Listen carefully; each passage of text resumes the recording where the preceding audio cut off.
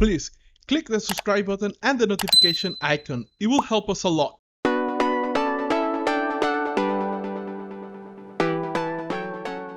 I mean, there's two parts there. One is, if you have advantages, should you take those?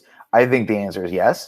I think the answer is yes, as long as you are still true to the process, right? So, for example, I could go out once every 3 months and promote the hell out of a stand-up comedy showcase and get probably a fairly good amount of people out, and I could go do comedy there, and then I call myself a stand-up. That's not stand-up comedy. Stand-up comedy is doing it every night, doing it at clubs, doing it in front of people who don't know who you are, and being able to make them laugh.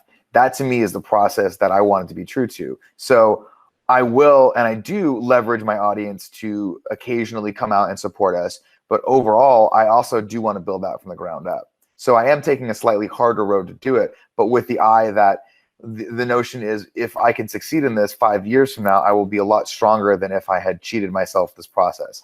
And honestly, the idea behind being a stand-up is you do have to get out there and write and practice every day. You get better at it. If I did it once every 3 months, I would probably suck at it. Yeah, I could put in my bio that I'm a stand-up comedian, but if you came and saw me, you'd be like, he was not very good.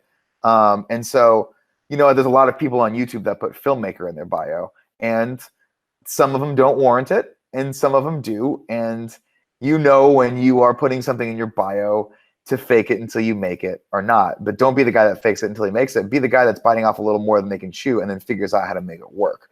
I think for a lot of people too, a lot of creative people, one of the things that, another piece of advice that I read a long time ago, I think it was in the producer's handbook, or the producer's guide, I forget what the book was called, but they talked about making the foot fit the shoe. And I thought that was such a perfect way of describing a project, the kind of project that you should always be working on, which is that pretend like your production, like you have to have some level of end goal and you have to have constraints. And then you scale the project to those constraints. Because if you don't do that, it will be an endless loop of let's add more and more and more, and it'll never get done. You have to have a shoe, and then you got to make the foot fit the shoe. And I think that's just so important. Like, and the best way to do that is to have a timeline. Are you making a short film? Great. Here's what you do. Pick a film festival that you want to submit that to. That's 2 months from now, and that's what you're submitting it to. And don't let yourself not hit that goal. And then if, oh, by the way, my film that I need for this festival requires me to have snow, but I live in Southern California where there is no snow. Well, guess what? Don't write a film about snow then. You see what I'm saying? Like, you can't let yourself, it's almost like you got to trick yourself and go, I'm just going to put the end goal out there. Like when I wanted to do comedy, one of the tools that I utilized was I told the audience I was going to do comedy. I didn't have a plan in place for that, but then it was an, oh shit, I got to go do this thing. You know, and one of the things that I'm trying thinking about doing right now is doing a jiu-jitsu tournament, my first ever like real tournament, and it scares the shit out of me.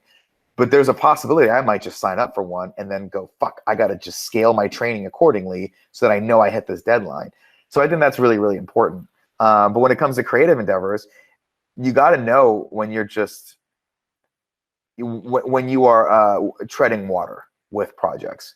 And you really have to strip everything back to the simplest possible version of what it is you're trying to do in order to achieve it. You owe yourself that. If there's something that you think is going to take a week to shoot, how do you shoot it in 30 minutes? Is there an answer there? That's the way you can be more economical with your projects and get them done. Because let me tell you, I've been a part of plenty of projects that were some of the best projects you'll never see because they never got done because someone was way too ambitious and they burned out.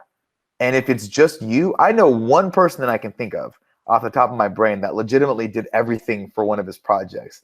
And he's the guy that made Axiom Verge, and it took him years. And you are not that person. I guarantee if you're listening to this, you don't have that kind of wherewithal. So what can you do right now that, okay, if this is going to take a month, cool. What can you do today? What can you do in the next hour? What can you do on your iPhone that gets you some level of whatever that is that you can put out to your audience right now? Because putting something out is always going to be better than waiting forever and never getting it out to market.